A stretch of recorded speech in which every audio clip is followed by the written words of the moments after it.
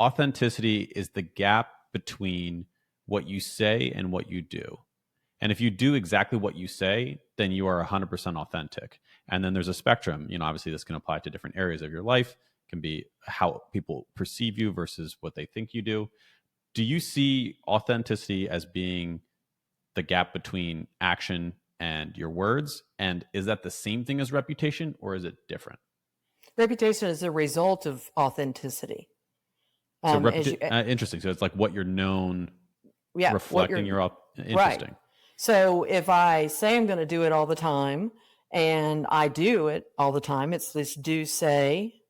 So then if I'm there and I'm, my brand says I'm going to do this, and when you interact with the brand, they actually do this, what are you going to tell people? And that's the reputation, right? If you go out to a restaurant over time, right. That's very interesting. If you go out to a restaurant, a friend says, let's go to this restaurant. It's really awesome. I've heard it's great. Da, da, da. Well, you've heard all of it. You've looked at the menu. You've got the Michelin chefs and everything. You're mouth watering.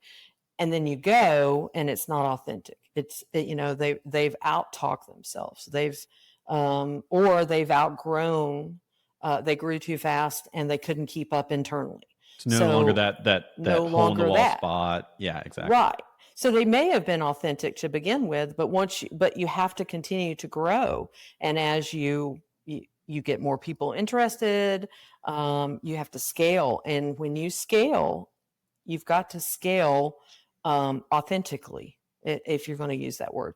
And then when you do, then you're actually you're building on that reputation, and you're fueling it, as you will.